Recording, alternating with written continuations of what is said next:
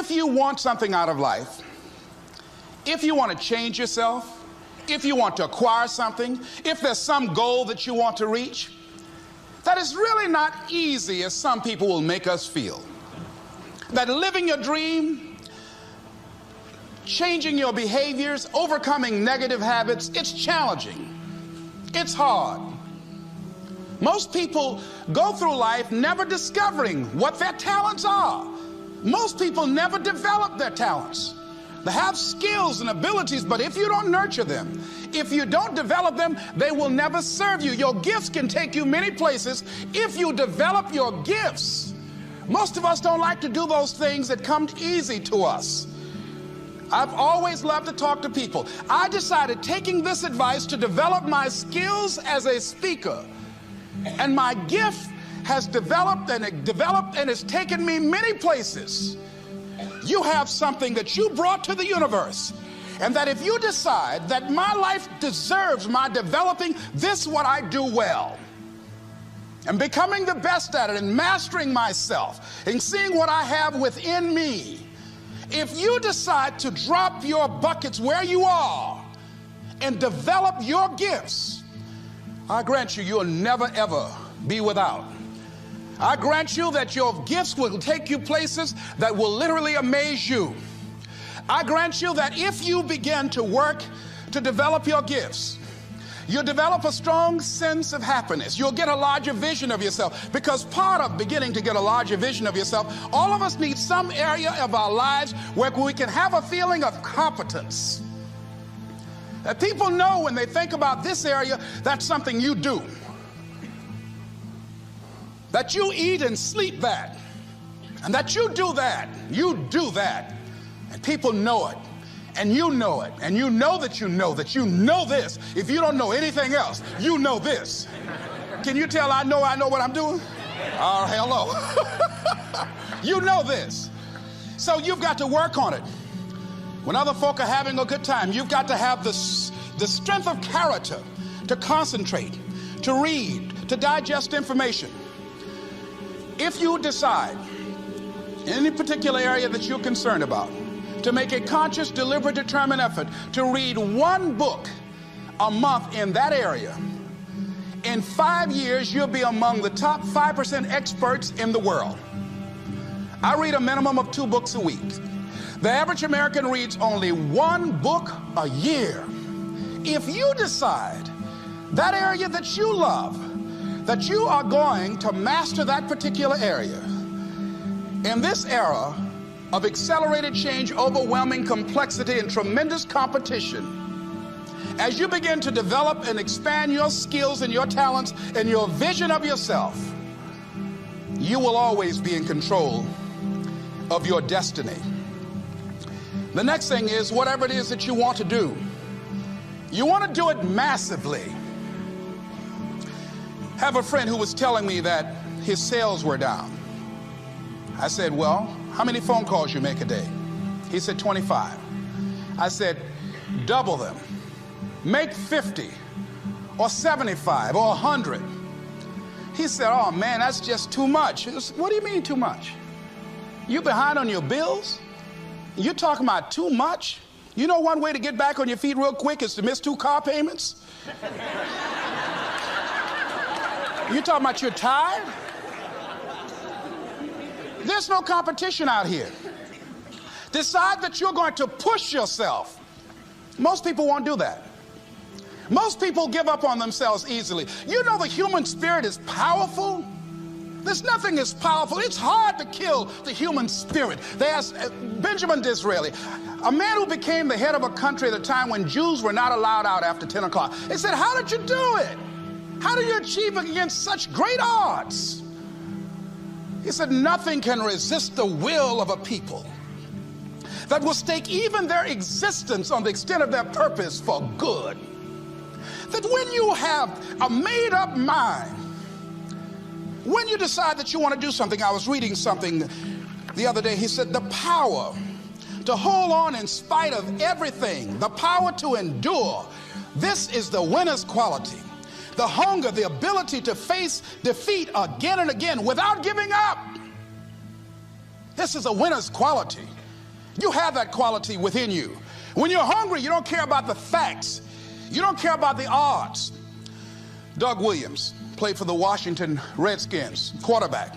John Elway of the Denver Broncos in the Super Bowl. Everybody was talking about Elway.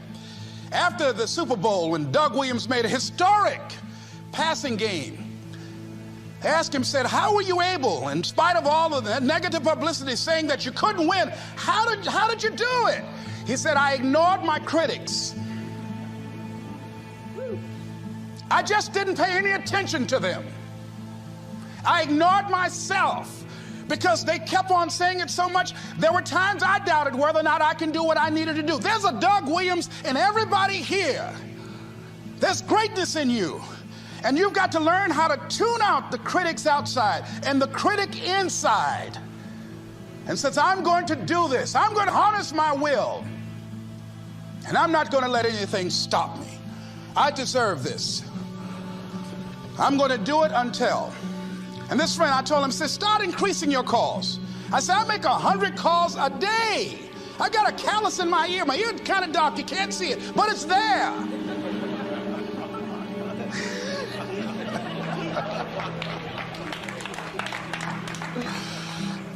His sales have increased.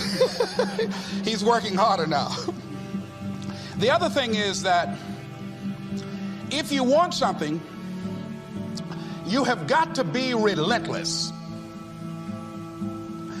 You've got to learn how to become resourceful. You've got to learn how to become creative. When crises strike in your life, and in the Chinese language, crises mean danger, but it also means opportunity. And this is an opportunity for you to grow. And you've got to be so relentless, regardless of what comes down the pike, that you're always looking for a way to get over, always looking for a way that you can break through, always looking for a way that you can win, always looking for a way that you can strike a telling blow. And pretty soon, I think there's some people watching us in the universe that say, wait, let's call a meeting over here. You know that guy Mustafa? Look at him down there. He won't stop. Just that fool don't know he can't get over. Look here. Why don't we do this? Let him go and let's mess with somebody else. Shit. Let him go on through.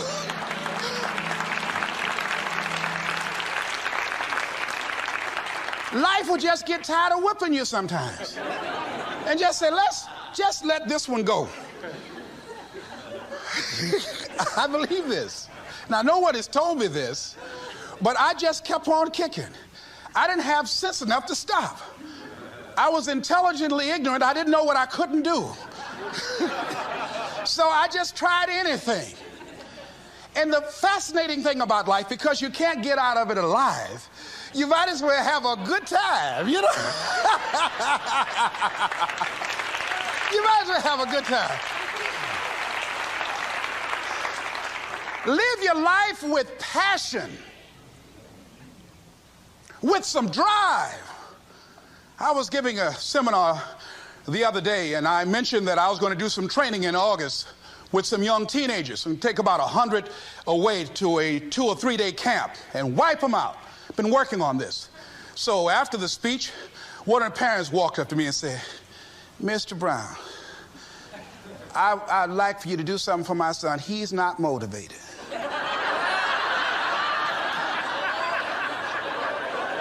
I said, I wonder why.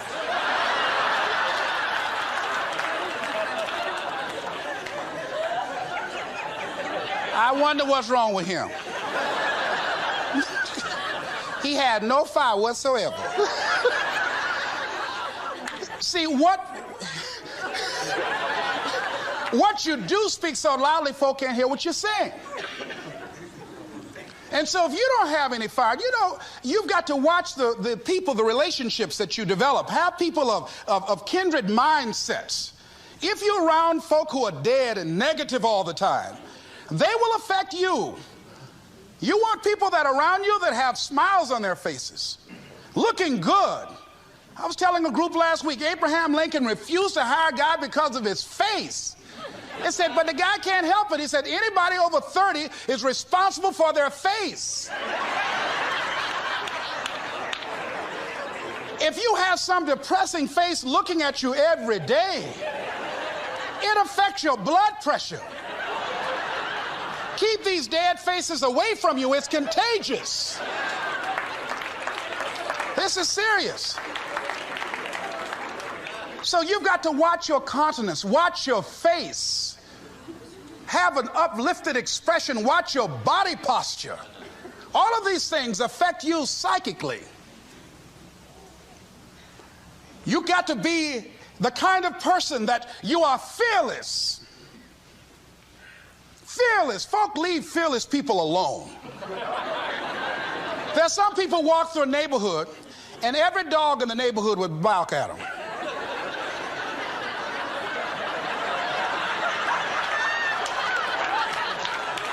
But there's some people come through and ain't nobody gonna mess with this.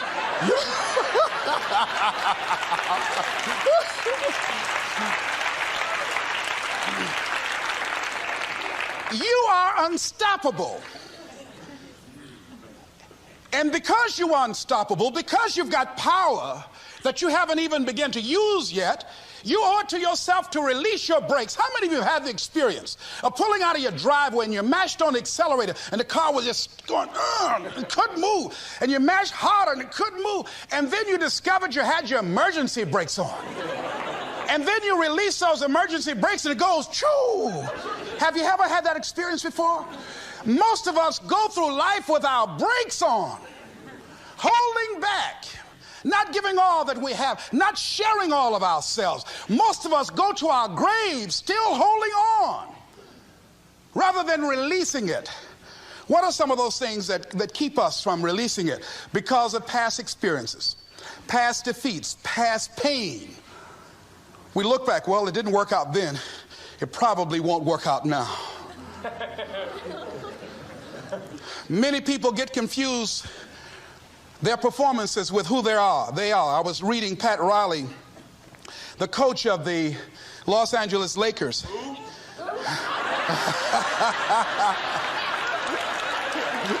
But you're going to like this quote here. After the Trailblazers had blown them out of the water, and I'm sure he said this last night, they asked him, how do you feel? He said, tonight we were exposed for what we are right now.